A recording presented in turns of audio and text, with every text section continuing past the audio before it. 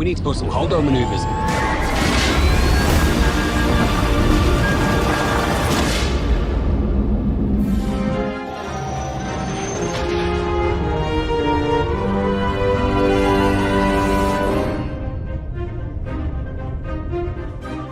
This is where the fun begins. Fun begins. Fun begins now. Yes. Hello, Kenny. Welcome Hello, back Mark. yet again, sir. How are you this evening? I'm doing great. I'm super glad to be here to talk about Rogue One. I'm glad to be here. Famously, Everything's great. you're in Aspen's favorite Star Wars movie It on Trek Wars. well, I don't want to come in hot. I don't want to come in hot. This is your podcast. And so, there's a lot of value. We're just starting right. This is the way that you're starting off the podcast. Yeah. This is the way that you're starting off the podcast by needling me. That's how you got to automatically. do it, so people get engaged, and then we can go back and do the opening. Okay. Excellent. Yeah, that's it. Okay. Wait, why do I? No, this is your podcast. You talk about why you like Rogue One first. What? Well, actually, you know what we'll do first? Okay. So, hey everybody, this is Hey. episode 86, 85. I don't know. I lost count. It's Roman numerals, so somewhere in there it's 86. This is a Holdo Maneuver podcast. I'm Mark. That's not Mike. And well, I mean, maybe Kenny is. I don't know. Maybe he has Right. one he doesn't know about. We're two hardworking dads trying to immerse ourselves in Star Wars and fit into our very busy lives. If this is your first time listening and/or watching, in this podcast, we'll share our thoughts on different topics from a galaxy far, far away. So, Kenny, do you know what Cassian's favorite game is? What is Cassian's favorite game? I believe it is called Pickup Bix.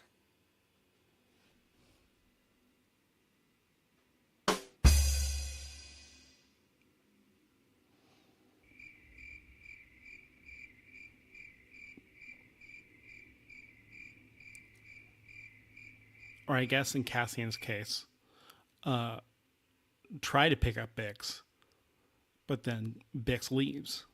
Anyways. Yeah. So yeah, yeah. For me, I was gonna say Andor, Rogue One is It's a natural turn of phrase, Mark. You're not going to avoid it. I'm so sorry. yeah. Andor, or see, I fucking did it again. You're doing it again. It's a natural turn. You just have to let the it Andor happen. series finale, aka Yes. Rogue One, has been one of my favorite Star Wars movies since it came out. 10 years ago? 2016. 9 years ago? 9 Oh, years 9 ago. years ago. Damn. Yeah, so yeah, I think I've sent you this before. I think it is probably, let's see where it is on my Letterboxd. Send me your rankings. I think I've sent you this before too. Yeah, but it's a new day. So Star Wars Saga, number 1. What do you think number 1 is? Well, hold on a second. I'm We're not going a to start pretty- from the. You want to? Oh, okay. You want me to start from the I want to start bottom? from Now the we're here. bottom. Yeah. So number 15 is the holiday special. Excellent. It's extremely difficult to get through. When was the last time you watched a holiday special? When we did our episode about when we did our episode about the documentary A Disturbance in the Force, and we talked to Adam F. Goldberg and Kyle That makes sense. Newman after we had watched the documentary. That makes sense. That is the appropriate time to rewatch the holiday special whenever you're having people that made ultimately the definitive piece on the making of the holiday special. It's true. Yeah. let's see. And there's nothing that you can do or tell people, even people that are listening to this, if they've never watched the holiday special or watching this on YouTube. You say that it's really bad, and people are like, "Oh man, I should check it out." And then you watch it, and you're going, "No, there, it's not so bad. It's good. It's just, it's quite dull. It's quite dull." Yeah, it's just bad. Unless you voted apparently in our Imperial March Madness back in 2024, and the holiday special beat The Last Jedi. Oh boy, People were doing it for spite. Spite. But so the next one you may remember was a movie that Mike and I were on Truck Wars for. It was Ewoks: The Battle for Endor. I understand, not the bottom of my rankings, to be sure, but also I'm not going to go necessarily to the map for the quality, because I'm not going to throw it on whenever I'm in a good Star Wars mood. Yeah. And I think maybe it's also just because of when I watched it as compared to like maybe when other people may have been introduced to it like at a younger age. When did you watch it for the first time? Like before we did that episode with you and Aspen. So I'm not sure that many people have those nostalgic feelings for Ewoks: The Battle for Endor. Because it's just, I feel like its reputation as people like Star Wars fans being like, "What? There's 2 Ewok movies? 2 of them. There's 2 of them." Yeah. And speaking of, the next one is Caravan of Courage. That's number Makes sense. 13. Yeah. Makes sense. And then number 12 is the Clone Wars film, aka the series premiere of the Clone Wars. Interesting. That's higher up for me. I'm surprised. Right. And I'm not necessarily the biggest fan of of the Clone Wars, as you can listen to on Trek Wars. Having to learn how to like that, but it's an abrasive style, and I still find that one lands on my list at the number 7 slot. Right. And we'll see Stinky again soon. In the Ryan Gosling, Sean Levy film, as portrayed by Jeremy Allen White from The Bear. No, the Mandalorian movie. Oh wait, yeah. Yeah. Oh yeah. Wait, that's true. Yeah, the Mandalorian and Grogu. Well, this is now Kenny's podcast, so everybody, I'll just be signing off. It's the sciatic pain in my leg that's okay. Off. You're allowed to be in pain. Well, there you go. Number 11, famously Kenny's favorite Star Wars movie, The Rise of Skywalker. Oh boy. It's number 11 on mine. That one I got that one is second to last on my list. The last slot is the holiday special, and then second to last, Rise of Skywalker. Nice. And then number 10 is Attack of the Clones. Mm-hmm. Number 9 is The Phantom Menace. Mm-hmm.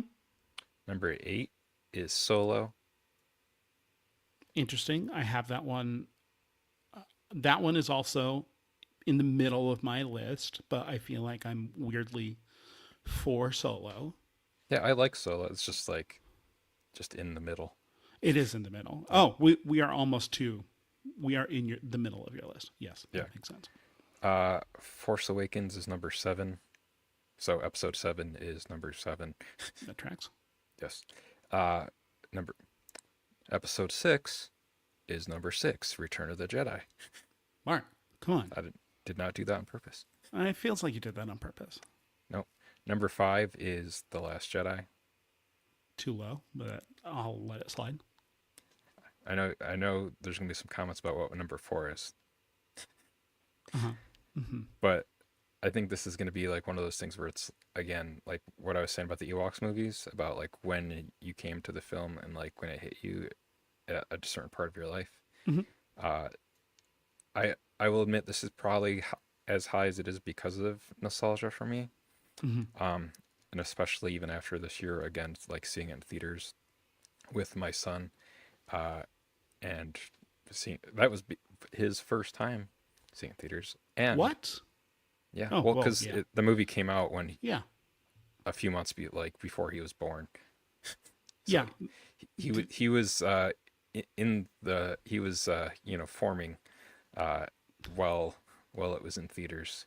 But yeah, so Revenge of the Sith is number 4 for me, and then the original film Star Wars is number 3, Same. and then I have Rogue One at number 2, so that's where we are, and then Empire Strikes Back is number 1. All right. And just in case anybody, there you go. There you go. Look at all those posters. Yep. But yeah, where's Rogue One for you? Okay, here we go. I got to go from the bottom. My list is a little bit larger because I got some TV shows included the best way that I can. Oh yeah, I do. I have TV shows in their own separate thing. Sure, that makes sense. All right, that makes sense. Last with a bullet, Star Wars Holiday Special. Yeah. In the 21st slot, Rise of Skywalker. Number 20, Ahsoka. 19, Episode 2. 18, Caravan of Courage. 17, Ewoks, The Battle for Endor. 16, Droids. I don't like this list. This is messy, but we're gonna plow through it. All right. Number 15, Episode 1. Number 14, Episode 3. Number 13, Tales of the Underworld. Number 12, Tales of the Jedi. Number 11, Skeleton Crew. Number 10, and please don't kick me off of your podcast, Mark. Rogue One, A Star Wars Story. Well, it's in the top 10. It is. There you go. Although I probably need to move that below Skeleton Crew. Actually, probably need to move that below Tales of the Underworld. I know. Number 9, The Force Awakens. Number 8, Solo, A Star Wars Story. Number 7, The Clone Wars film. Number 6, Star Wars Rebels. Number 5, Return of the Jedi. Number 4, The Clone Wars micro-series. Number 3, Star Wars The Motion Picture. Number 2, The Empire Strikes Back. And number 1, Star Wars The Last Jedi. And number 0, like Andor, because like that sucker's a masterpiece. Oh, yeah. Yeah. Yeah, I'm not going to read off all my shows just because that would take forever. Yeah. But yeah, because I have them by season too on here too. So yeah, but here you go. There's the if people want to see my list, they can go to markvibbert.com and then scroll down to serialized. And my Star Wars Saga list is my ranking of the TV shows. But Andor Season 2 is number 1 for me. Andor Season 1 is number 2. And the Star Wars, the Clone Wars, the entirety of that show is number 3. Fascinating. Wow. Yeah. I will get around to finishing the Clone Wars at some point. Yeah. Hello, Moranic Cinema. Hi, JR. Yeah.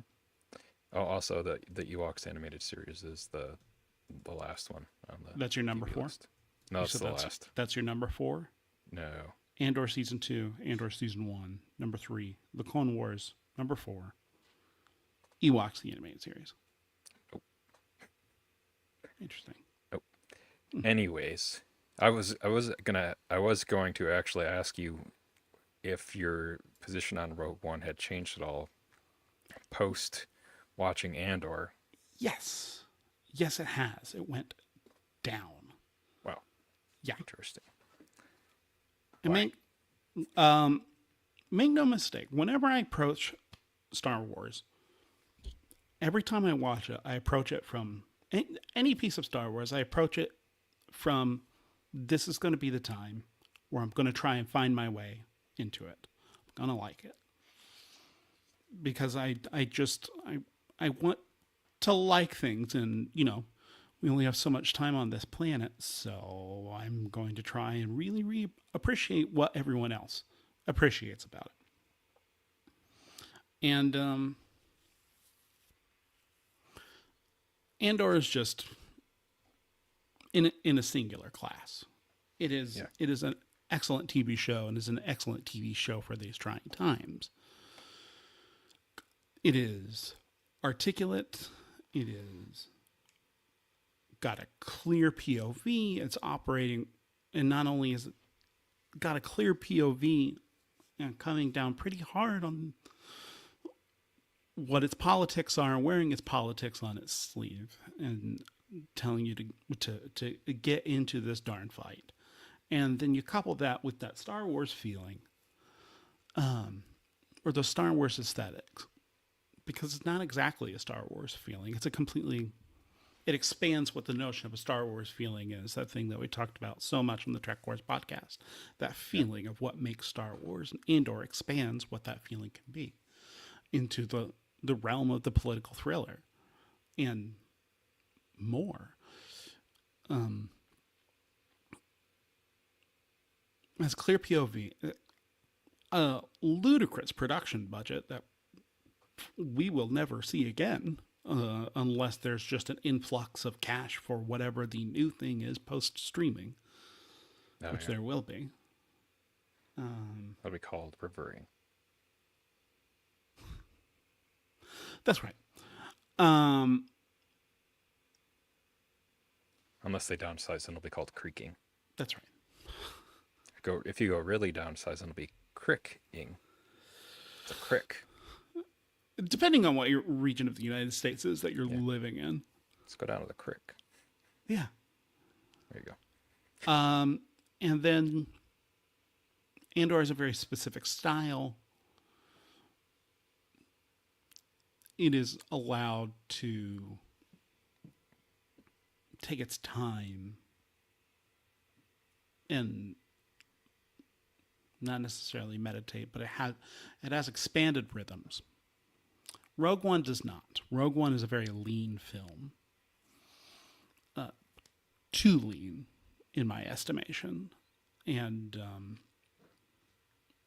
the sucker doesn't really kick off until that final act, which is unfortunate. And so it is, it's an unfulfilling experience post Andor because it's just moving so briskly. And we don't really get a sense of who the characters are, to me. I don't know what their points of view are besides the things that are being stated. There's a lot of tell and don't show. Yeah. Would you have liked to seen any of these characters show up in Andor? No. I know Andor is from his point of view, but No. Because, as I'm sure that you agree with me to a certain degree, the Star Wars universe is already too small. I'm putting on Mandalorian in the background while I'm working recently, and the fact that Mando, within the first season and first 2 episodes of season 2, it's already been to Tatooine twice. It's a small universe. It's a small galaxy. So Speaking the fact of that small universes, I survived.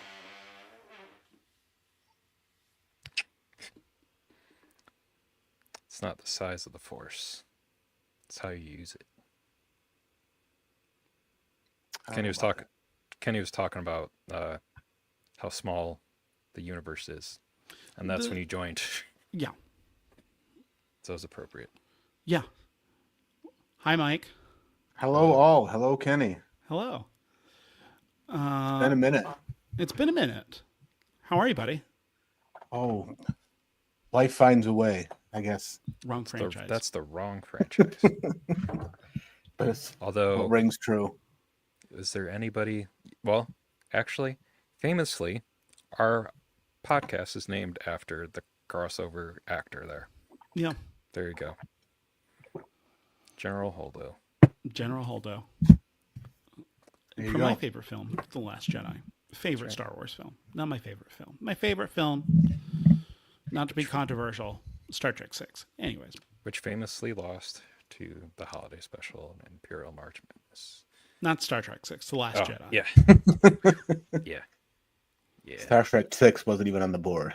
And, yeah, which is a real misfire on y'all's part. I mean, you made the bracket.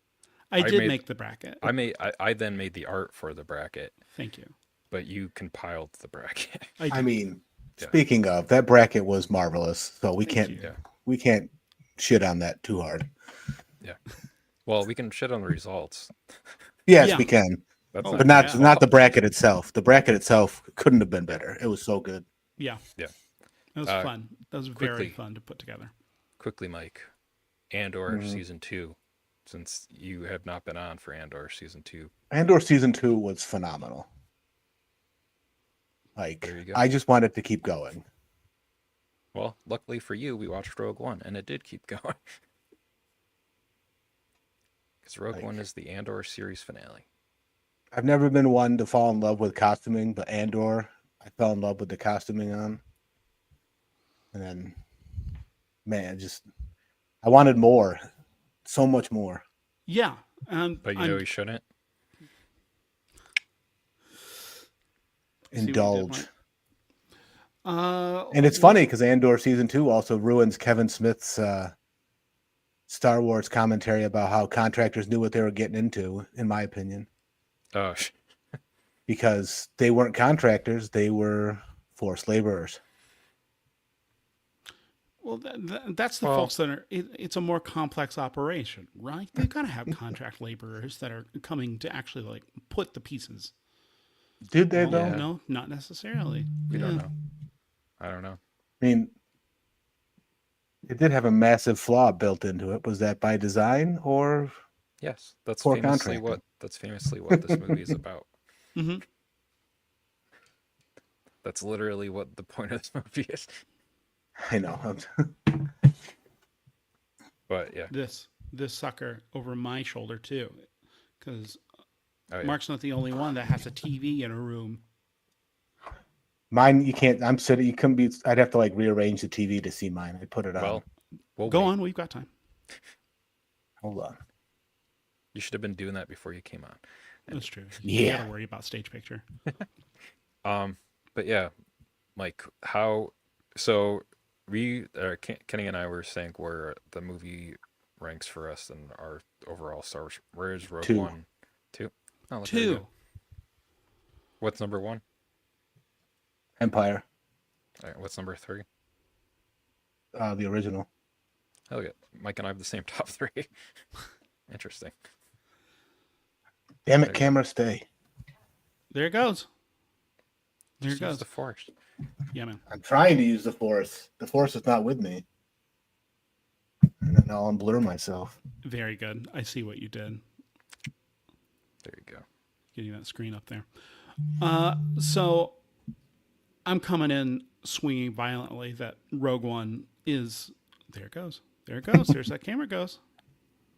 We'll just angle the monitor. I'll win eventually. Yeah, man. So I'm coming in swinging violently that Rogue One is a pretty mid film, if not worse than that. And meanwhile, Mark and Mike are coming in being like, settle down. That's why this will be a good episode. Let me sit you down, Junior, and tell you why Rogue One is actually the second best Star Wars movie. My name's So the what dog, am I- Indiana. Tell me what I'm missing. Tell me what I'm missing. I'm missing A. You're entitled to your opinion, but No, I'm not. We understand that art is a binary. That's true. I don't know. For me, I got to the point, and it's not even with the sequel trilogies.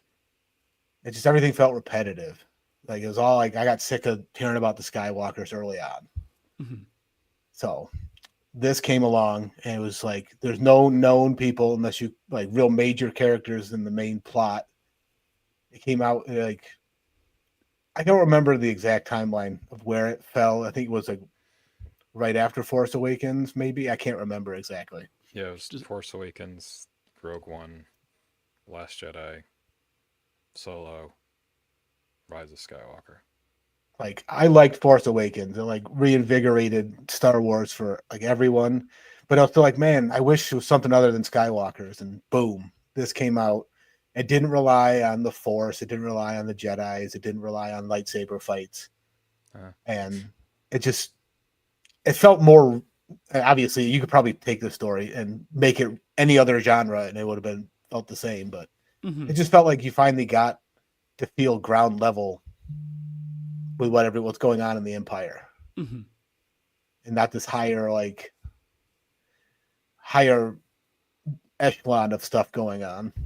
Yeah. Felt more nitty gritty, just felt more real, more tactile, and it didn't use the same stuff Lucas made. It felt a break from that. That's also why like Empire kind of ranks so high for me, is because it wasn't just solely George Lucas's vision. He didn't write it 100%. He co-wrote it at best. Yeah.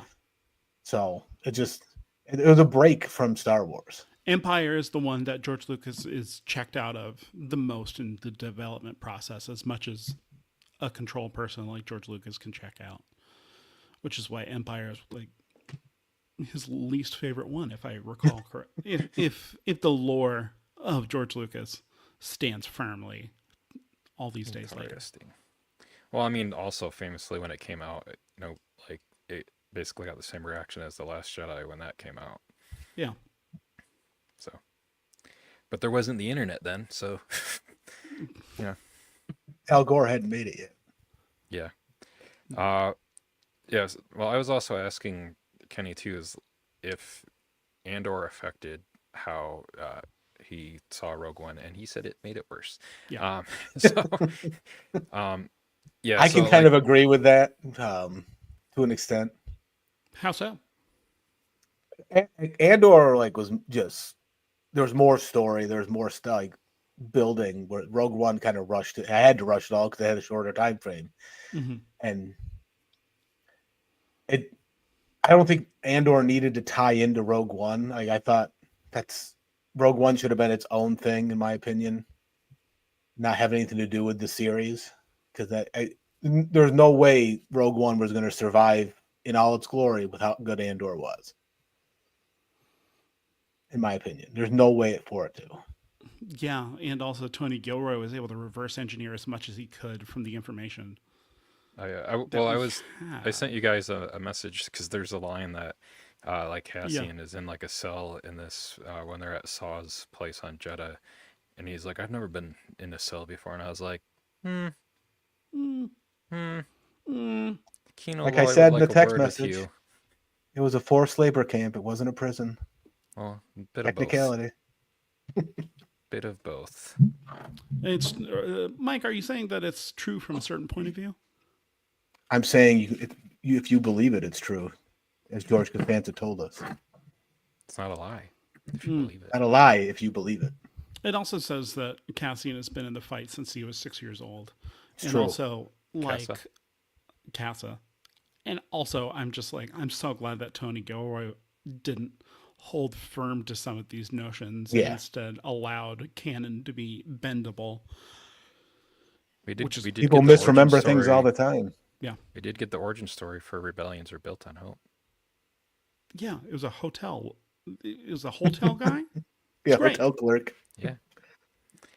And I saw some interview because Tony Gilroy said he put that in there specifically for his son, because I think originally Tony Gilroy wrote the line. He's like, yeah, don't they say like that all the time? And he's like, no, you were the first one to put that line in Star Wars. So then he had to reverse engineer that too as being. And when I did the Leo thing when I was watching it, when the clerk said the thing, I was like, oh, he said the thing, he said it. He did. There it is. He did. Whoop. Here I come. Oh, here I come. Oh. That's great. Thank you for having that queued up. Yep. And there's Mike. Perfectly segued. We were just talking about how rebellions are built on hope and the origin story for that. Yeah, it's the bellhop or whatever his name was. That's right. Yeah, I mean, what's kind of interesting though too now in here is if you go from the last episode of Andor and then go into Rogue One, like in the mindset of like where Cassian is there in that last episode, as he's doing the slow walk, putting the jacket on, he's going to basically confirm the info he got about like Urso and Jeddah and whatnot, and then to shoot Ludwig, 'cause as you do. Oh, we got a As you surprise do. guest. Huh? Hi, Heidi. What's that? I'm on the Holdo Maneuver right now. No, it's okay. Hello, Heidi. What'd you think of Rogue One, Heidi? What did you think of Rogue One? I'm so sorry.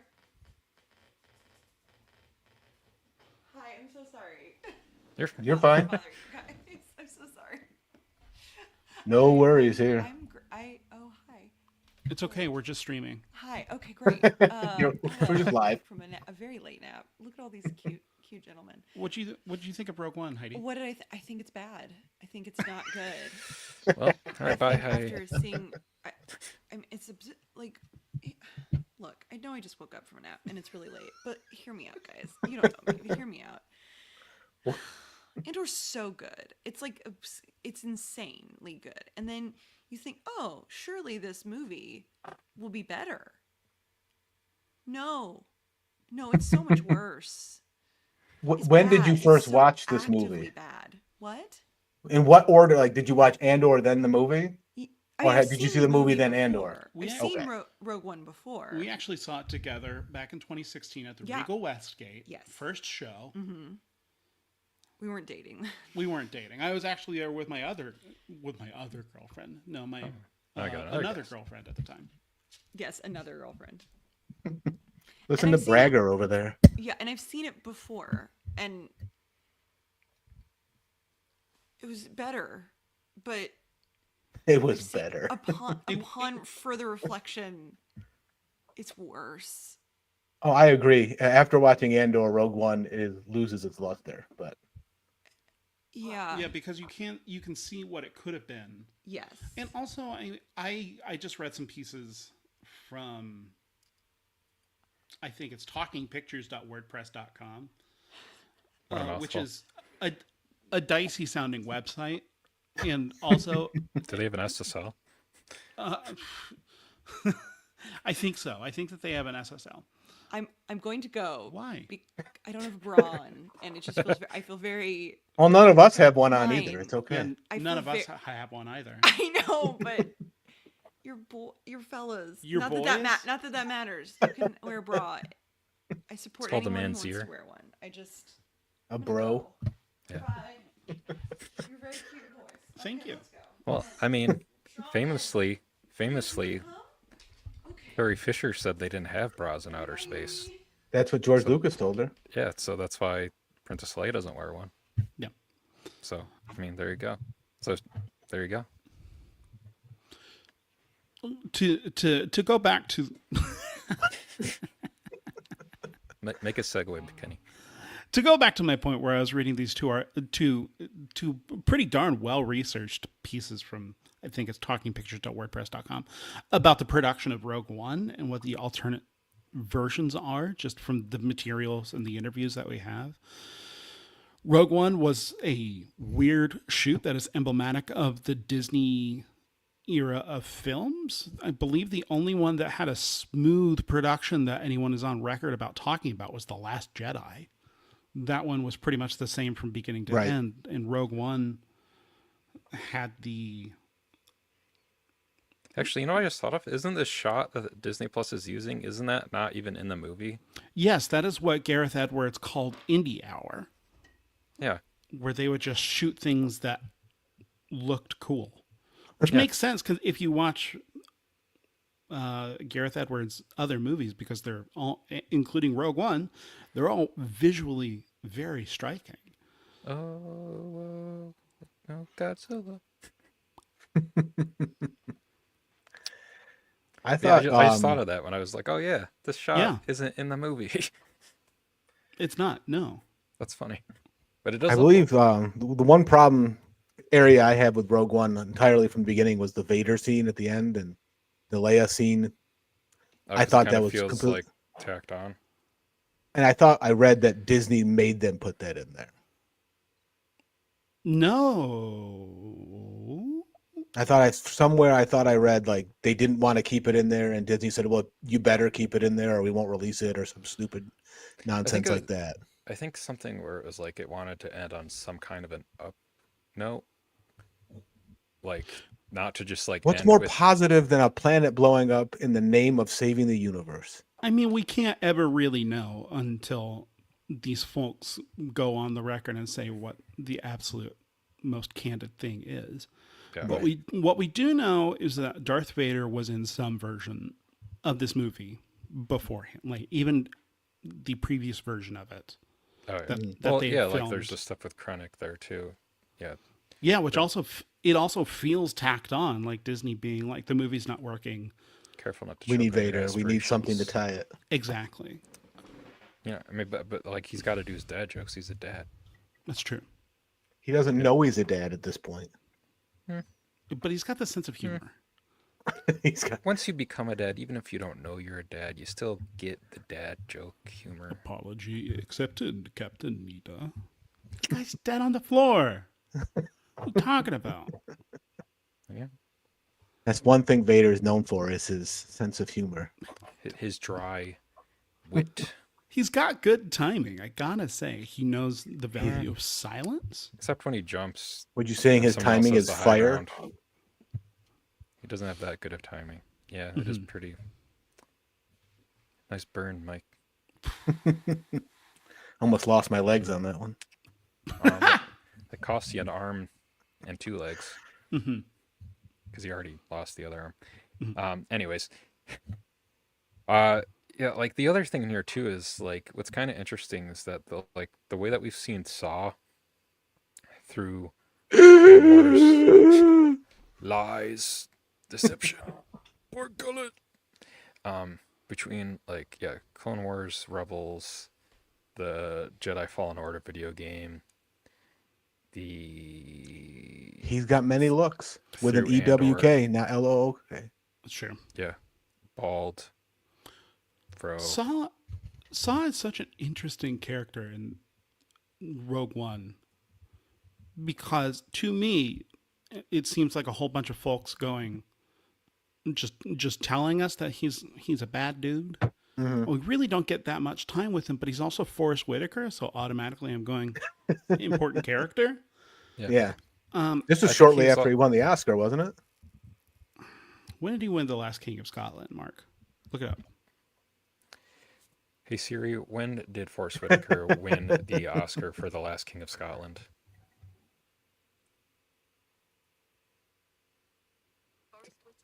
(2006). So No. wait, 10 years before Rogue One. Right. So almost 20 years ago. Yeah. So Well, the movie yeah, would have been 20 years ago.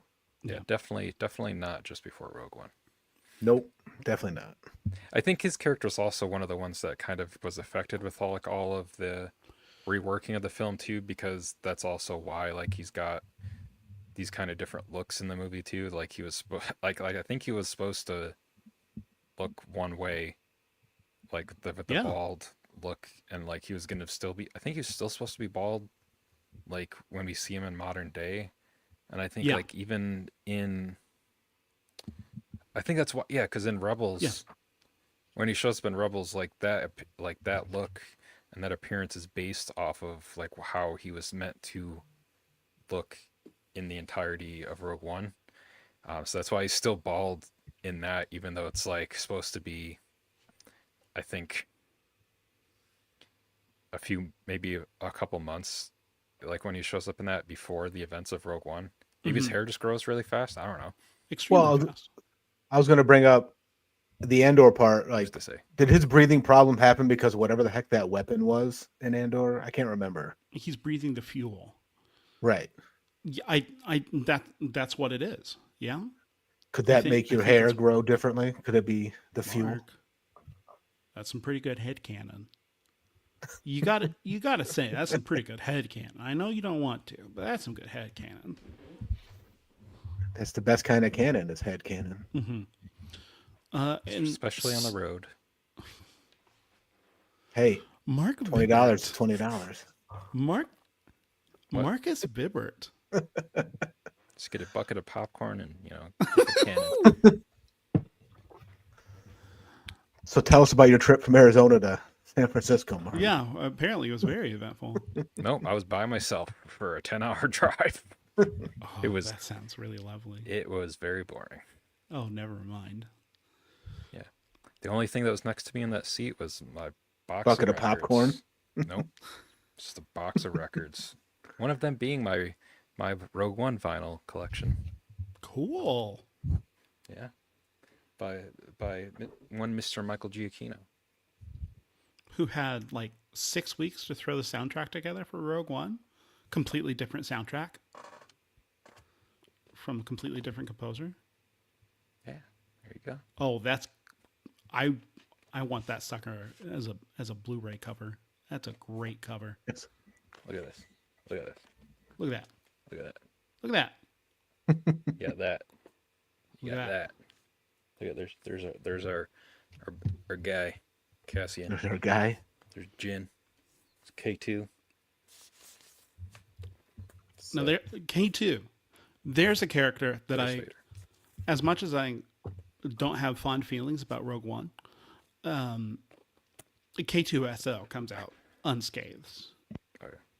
He is Alan Tudyk as K2SO. I mean, anytime that Alan Tudyk shows up, period. As a robot. Anytime Alan Tudyk shows up as a robot, What about as a pirate? What if he was a pirate robot? Best movie ever.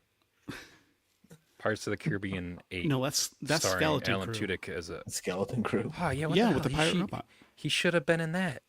Yes, he should. I mean, have. Nick salad Frost did. robot. Nick Frost did do a good job of Smee, but I mean, it was right there. It was right there. Alan Tudyk could have been another KX droid. JR Popcorn is good.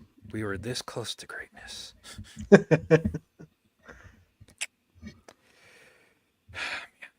Yes, I agree. Popcorn is. So Michael, I've said why I don't like the movie. Michael has said why he likes the movie. Mark, And what Mark's talked about popcorn on the road. just couldn't stop eating popcorn during his 10-hour drive. I don't know. I just really enjoy the movie. I like Cassian in it. I liked Jin in it. I like her whole story, and like how she's kind of conflicted about like her journey there, with how she's kind of conflicted because she doesn't like agree with like the Empire and all whatnot, but she also is kind of pissed at the rebellion because of like what it's done and taken from her at the same time. So she's kind of like of two minds in there and dealing with that. And I like what we have with Cassian in this too. And I think I kind of like Cassian a little bit more in the movie now, post Andor. Absolutely. Just like because now we do like know more of his motivations for stuff. Like we know what else is going on. We know that he's thinking about B2 sometimes. Because you got it. He's thinking about Bix. Yeah. Because especially when he's hugging Jin Is he there. though? Yeah, because I think like it kind of recontextualizes the relationship with Jin in this to be like more of like, because we never find out what happened to his sister from the first season. He had a baby with her. He had a baby with his sister, Michael? Bix I always isn't thought his Bix was going to sister. turn out to be his sister for some Oh. reason. I mean, that is it does Star run in Wars. Star Wars, yeah. So And there I'm not has off been base. Game of Thrones characters in Star Wars. Hello, Cora. I mean, isn't there a cut scene from Hello, Pedro Pascal. Jedi where Of course. Leia and Luke kiss Hello, again or something like that? What's his name? From Andor. It's also in Game of Thrones. On the Empire. He was with Deidre. That guy. Partagas? Yeah, Partagas was also in Game of Thrones. So many Game of Thrones actors. And They were out of work.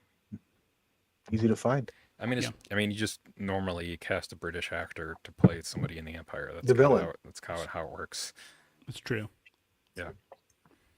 But yeah, I mean, I because I feel like the Jin Cassian relationship now, in the context of having watched Andor, is that it's like more of like a familial, sisterly kind of like relationship within Andor, since now that we know that Bix exists, and then also now it kind of makes like his death in this a little bit sadder too, because knowing that Knowing what we know that he doesn't really know, but kind of knows.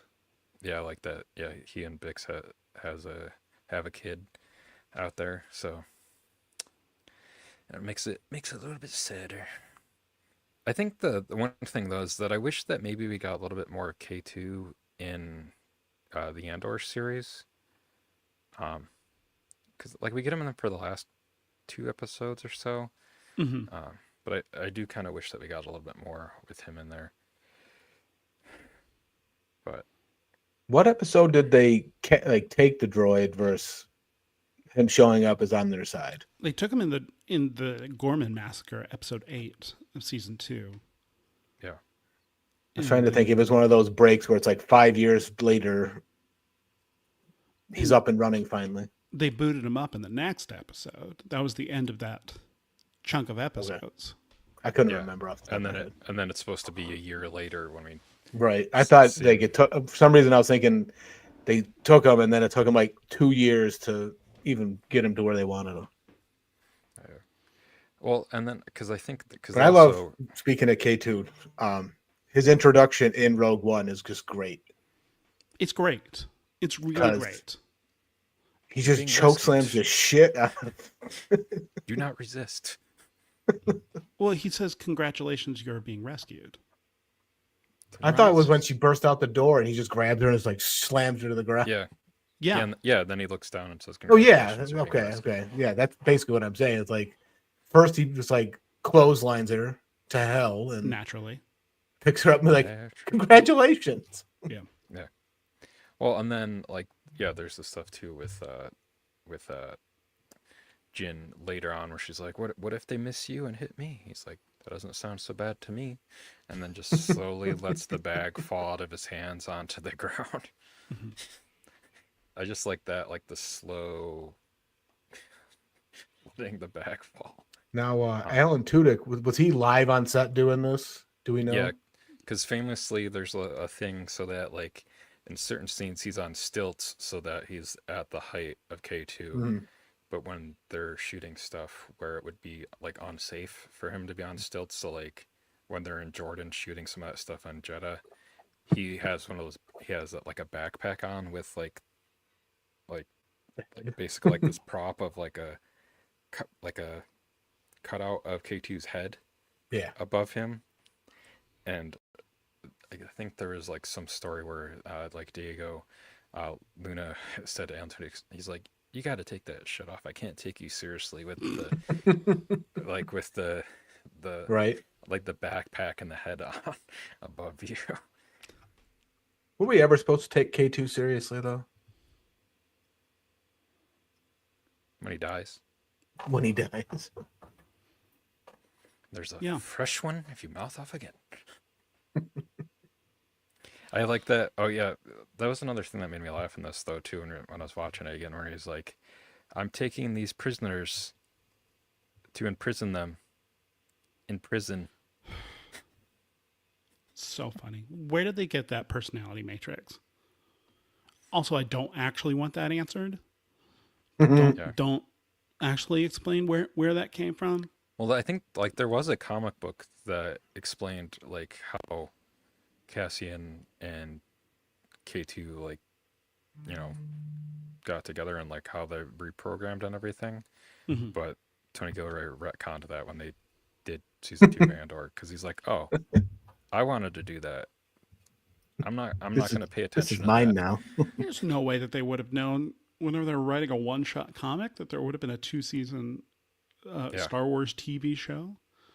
Yeah, it's more guidelines than rules Yeah. for continuity, I guess. It depends on who you ask. Yeah. Well, there's A canon, B canon, D canon, C canon. Go on. All the canons. Go on. Canon 1, Canon 2, Canon, Lucas canon, Legends canon. Legends canon, Canon laser jet printer, Head canon, Cannonball, Cannonball, Spaceballs. Cannonball Run, Mm-hmm. Cannonball Run 2. Cannonball Run 2, Mm-hmm. Nick Cannon. Nick, Mm-hmm. and all 12 little cannons, Mm-hmm. or 13 or whatever. There's on probably more than that. Yeah. Anyway. Yeah, like speaking of like the ending of this, like with Andor now recontextualizing kind of some of the stuff in Rogue One, and like, and especially kind of like with how prescient, how with Rogue One like being released this year, Mm-hmm. it's like, do you guys remember when those people on Gorman were protesting peacefully, and then they sent in the stormtroopers to make them stop? to miss. Do you guys remember that? Or wait, was that real life, or was that in Andor season 2? Yeah. Yeah. I mean, in America. America. Marc. It's also just a lovely thing about Tony Gilroy and the frustration with where Star Wars has been, because Tony Gilroy is...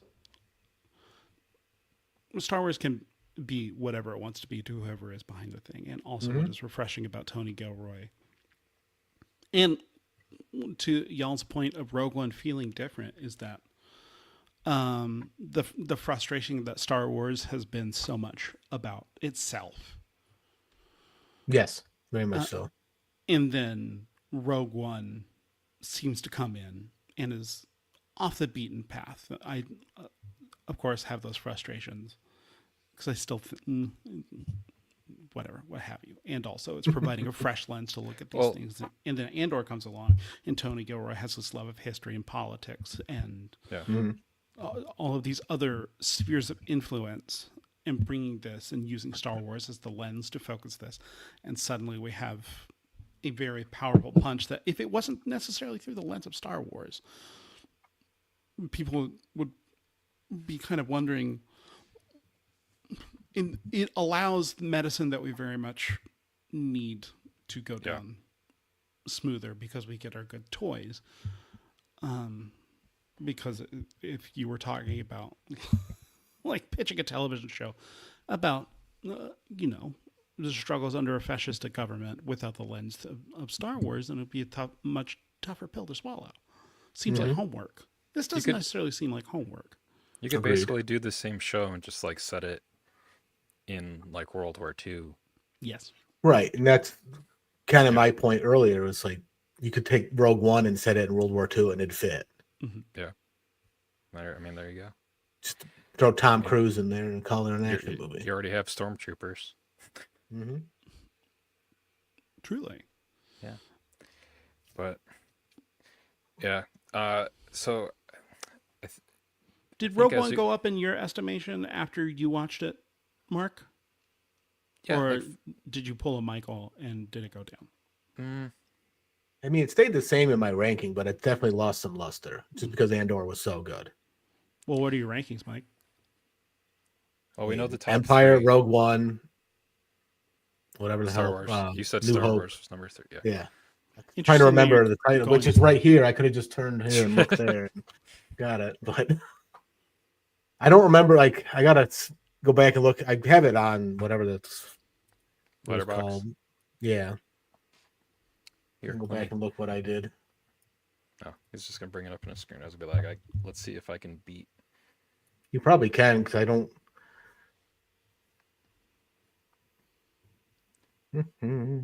So you can continue. Well, now I want to see if I can beat Mark. Star Wars films ranked. All right. Dang it. Well, actually, Mike, you have Star Wars at number 1. I did, and Letterbox. Well, Yeah. on my YouTube one, I made Empire number 1. Okay. And then you have Empire number 2.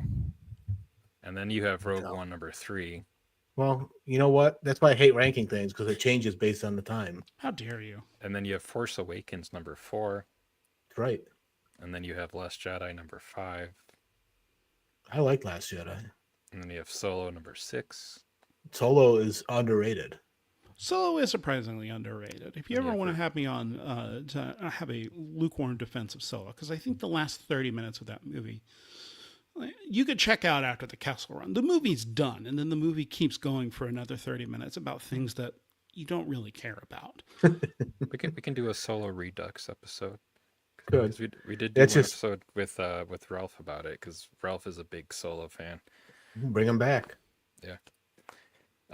Number 7, you have Revenge of the Sith. Number 8, I don't like Revenge of the Sith. number 8, you have Return of the Jedi. Wow, Mark showing a lot of tude with that. Number It's 9, probably the you have angriest that I've ever Phantom seen. That's because Menace. like number 4 for him is Revenge of the Sith. Mm-hmm. That's right. Number 10 is Rise of Skywalker. And That's too number high. 11 is Attack of the Clones. I hate Attack of the Clones. I hate And Rise of Skywalker. You have one comment on this list I from don't somebody care. a year ago, and that comment is from a Mr. Marc Vibbert, and it says, impressive, most impressive. Well, I want to comment. Well, do it. I'm going to. Just do it. But yeah, guys. Yeah, that's our Rogue One episode. Finally talked about Rogue One. So I think now the only films Could we go have- Rogue 2? There you go. Make Solo 2 happen. Well, that's what the call sign is for the Snowspeeder pilot in Rogue Empire. 2? Yes. This is Rogue 2. I found them. Repeat, I found them. Yeah, there you go. Remember that? hmm Now we know where Rogue 1 came from. He was honoring his fallen friends that died in Rogue One. Mm-hmm. We need Andor season 3 to give the backstory for that person. Andor season 3 can take place after Rogue 1. And then we find out that Cassian and Jin didn't actually. Because if you die. go by traditional standards, his baby would be named Andor in some fashion. Mm-hmm. I mean, we don't know. Maybe Bix didn't take Cassian's last name. Yeah. Well, the baby might have. She might not have. That's what I'm saying. Like Baby can't the do son of the anything. father. The Holy Spirit, There you go. or the Force, I guess. I hope, and I think that Kathleen Kennedy has the good sense to know when to leave things well enough alone. Yeah, we're not getting to season 3.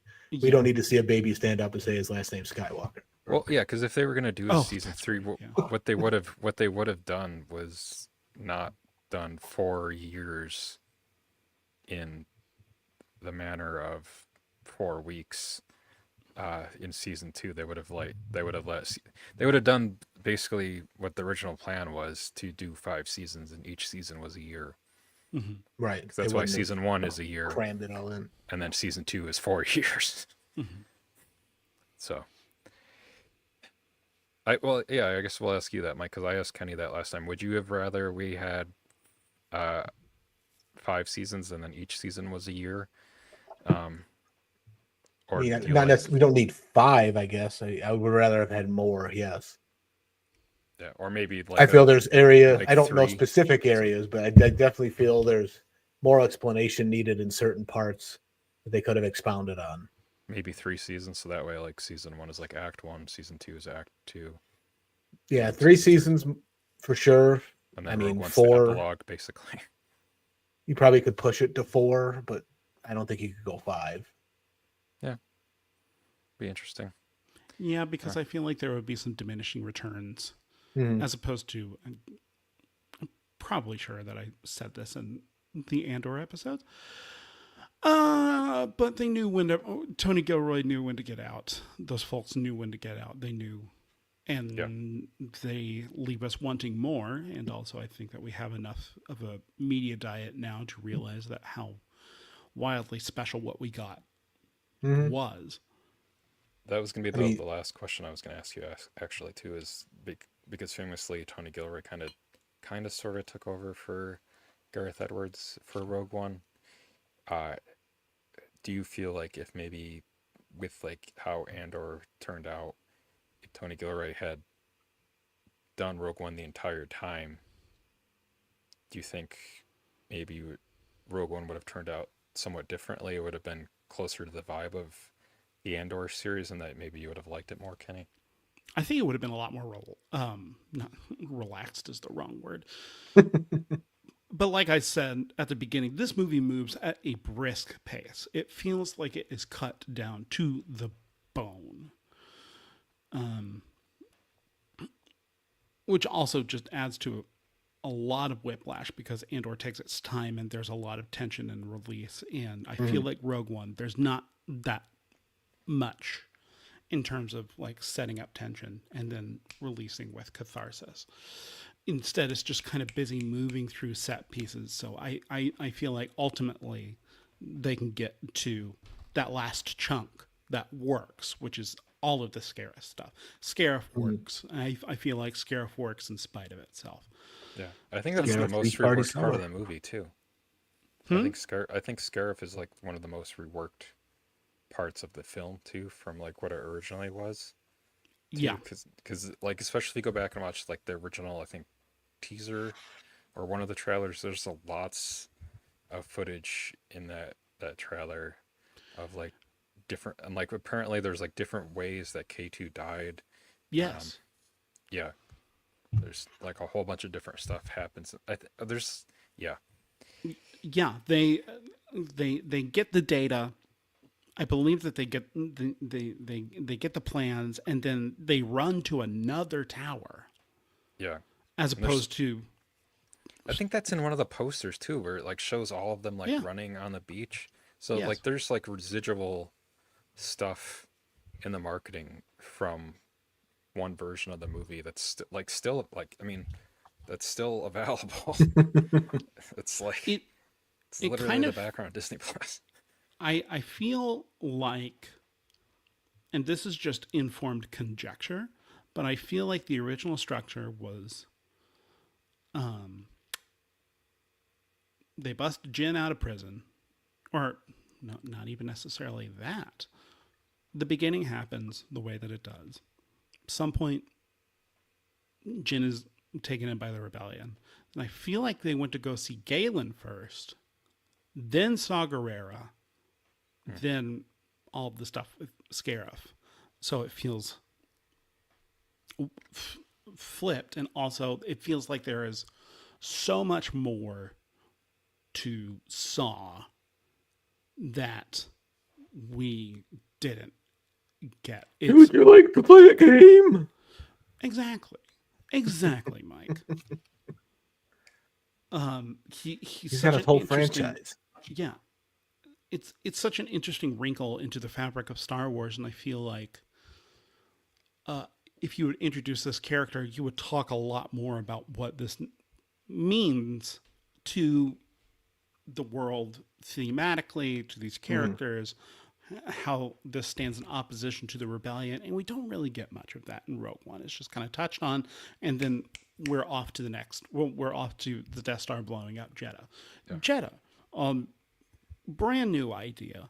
The Guardians of the Wills, a brand new idea, a new wrinkle, and all of these things. I feel like it just moves very briskly to get to Scarif, which is where the movie shines. It's true. It's a Scarif beach party, as Weird Al would say. Yeah. Oh, Weird Al. Well, I think that's a good place to end our Rogue One discussion. Where can people find you? Andor, Rogue One Andor, discussion. Rogue One. Yeah. Very good. There you go. Where can people find you online, Kenny? You can find me. I'm most active on Letterboxd, letterboxd.com/the Kenny Madison. Also, right down there, you can listen to my podcast, the Trek Wars Podcast, the one podcast that dares to answer the most important question in fandom, which is better, Star Trek or Star Wars, by going through both franchises in chronological release order. We are taking a bit of a hiatus at the moment. And so get caught up and be ready for whenever we come back from more episodes. And if you live in Austin, you can go see me do comedy at least once a month at Cold Town Theater, opening up for Friends for Now. Yeah, I'm around. And also I'm on Blue Sky, but I don't post very often. I just kind of lurk and see what the state of the world is. What is the scorecard between Star Trek and Star Wars currently? Which one's better? Stand by. I've got the numbers. I'm pretty sure Star Wars is ahead. Oh yeah, I think the last time I listened, it was. Which is a big surprise. And also, we're ranking these things based off of the merit of what is being presented at the time, and also like it's just for fun.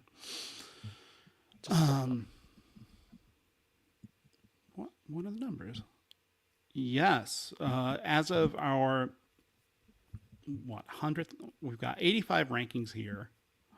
Looks like, and it's Star Wars 6.5 versus Star Trek 6. Yeah. Well, there you What's go. the margin of error? Interesting. I just put the numbers in the spreadsheet and it does the math. He was told there would be no math.